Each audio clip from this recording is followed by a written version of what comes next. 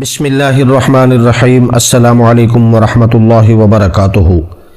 70,000 مردے زندہ ہو گئے۔ کیسے زندہ ہوئے؟ کس نے زندہ کیے؟ کیوں زندہ کیے گئے؟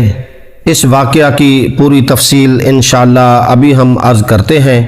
آپ سے گزارش ہے کہ اس واقعہ کو سننے سے پہلے ہمارے چینل ریاست آف اسلام کو سبسکرائب کیجئے، لائک کیجئے اور اس ویڈیو کو شیئر کیجئے تاکہ ایسے معلومات کا خزانہ دوسرے مسلمان بھائیوں تک بھی آپ کی وجہ سے پہنچ سکے۔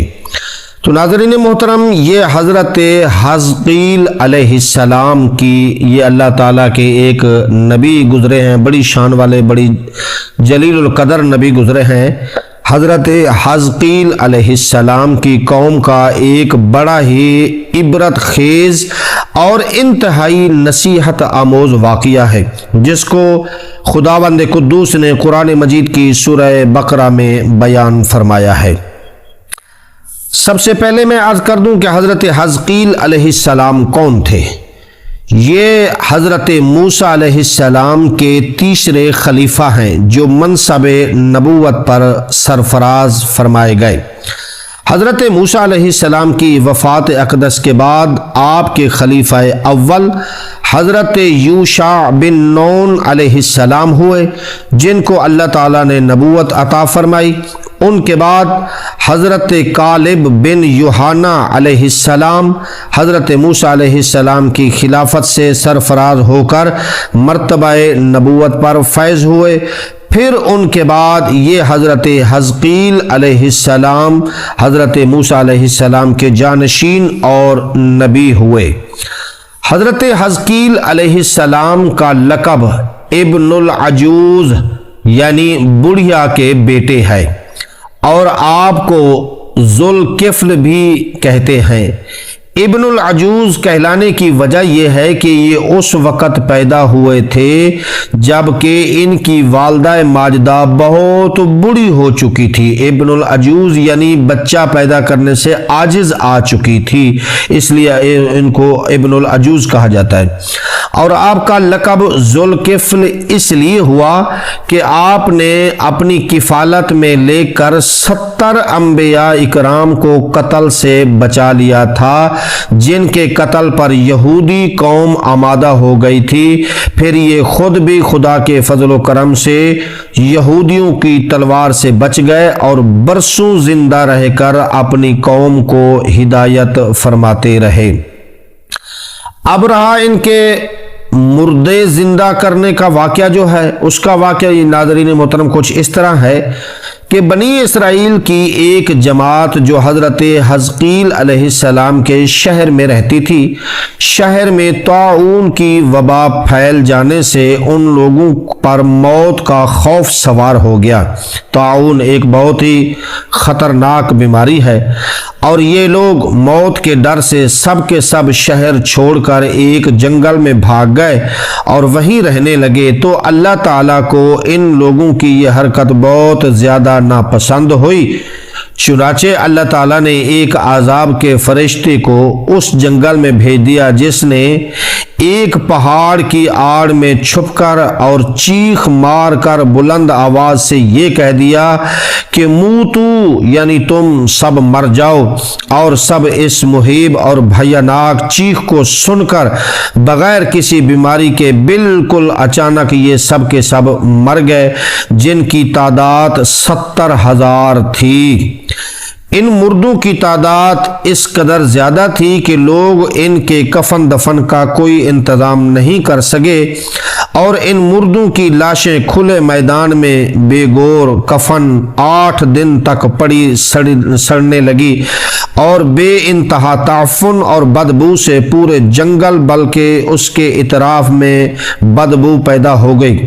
کچھ لوگوں نے ان کی لاشوں پر رحم کھا کر چاروں طرف سے دیوار اٹھا دی تاکہ یہ لاشیں درندوں سے محفوظ رہیں۔ کچھ دنوں کے بعد حضرت حزقیل علیہ السلام کا اس جنگل میں ان لاشوں کے پاس گزر ہوا تو اپنی قوم کے 70,000 انسانوں کی اس موت ناگہانی اور بے گور کفن لاشوں کی فراوانی دیکھ کر رنج و غم سے ان کا دل بھر گیا۔ آپ دیدہ ہو گئے اور باری تعالیٰ کے دربار میں دکھ بھرے دل سے گڑ گڑا کر دعا مانگنے لگے کہ یا اللہ یہ میری قوم کے افراد تھے جو اپنی نادانی سے یہ غلطی کر بیٹھے کہ موت کے ڈر سے شہر چھوڑ کر جنگل میں آ گئے۔ یہ سب میرے شہر کے باشندے ہیں، ان لوگوں سے مجھے انس تھا، ان لوگوں سے مجھے پیار تھا اور یہ لوگ میرے دکھ سکھ کے شریک تھے۔ افسوس کہ میری قوم ہلاک ہو گئی اور میں بالکل اکیلا رہ گیا۔ اے میرے رب، یہ وہ قوم تھی جو تیری حمد کرتی تھی اور تیری توحید کا اعلان کرتی تھی اور تیری کبریائی کا خطبہ پڑھتی تھی۔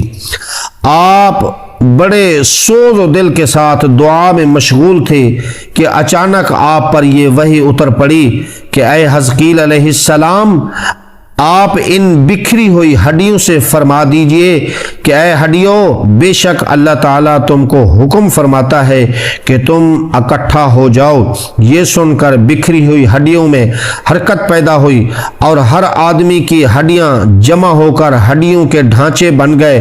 پھر یہ وحی آئی کہ اے حزقیل علیہ السلام، آپ فرما دیجئے کہ اے ہڈیوں، تم کو اللہ کا یہ حکم ہے کہ تم گوشت پہن لو۔ یہ کلام سنتے ہی فوراً ہڈیوں کے ڈھانچوں پر گوشت پوست چڑھ گئے۔ پھر تیسری بار یہ وحی نازل ہوئی، اے حزقیل، اب یہ کہہ دو کہ اے مردو، خدا کے حکم سے تم سب اٹھ کر کھڑے ہو جاؤ۔ چنانچہ آپ نے یہ فرما دیا تو آپ کی زبان سے یہ جملہ نکلتے ہی 70,000 لاشیں دم و زدن میں ناگہاں یہ پڑھتے ہوئے کھڑی ہو گئی کہ سبحانک اللہم و بحمدک لا الہ الا انت۔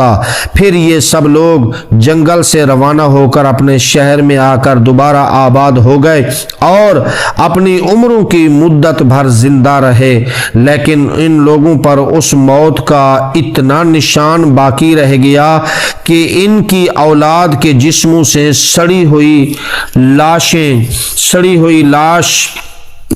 کی بدبو برابر آتی رہی، اور یہ لوگ جو کپڑا بھی پہنتے تھے نا، وہ کفن کی صورت میں ہو جاتا تھا، اور قبر میں جس طرح کفن میلا ہو جاتا تھا ایسے ہی میلا پن ان کے کپڑوں پر نمودار ہو جاتا تھا۔ چنانچہ یہ اثرات آج تک ان یہودیوں میں بھی پائے جاتے ہیں جو ان لوگوں کی نسل سے باقی رہ گئے ہیں۔ ناظرین، یہ واقعہ تفسیر روح البیان میں موجود ہے۔ یہ عجیب و غریب واقعہ قرآن مجید کی سورہ بقرہ میں اللہ تعالیٰ نے اس طرح بیان فرمایا ہے: أَلَمْ تَرَ إِلَى الَّذِينَ خَرَجُوا مِن دِيَارِهِمْ وَهُمْ أُلُوفٌ حَذَرَ الْمَوْتِ فَقَالَ لَهُمُ اللَّهُ مُوتُوا ثُمَّ أَحْيَاهُمْ إِنَّ اللَّهَ لَذُو فَضْلٍ عَلَى النَّاسِ وَلَكِنَّ أَكْثَرَ النَّاسِ لَا يَشْكُرُونَ۔ اے محبوب، کیا تم نے نہ دیکھا تھا انہیں جو اپنے گھروں سے نکلے اور وہ ہزاروں تھے موت کے ڈر سے، تو اللہ نے ان سے فرمایا مر جاؤ، پھر انہیں زندہ فرما دیا۔ بے شک اللہ لوگوں پر فضل کرنے والا ہے، مگر اکثر لوگ ناشکرے ہیں۔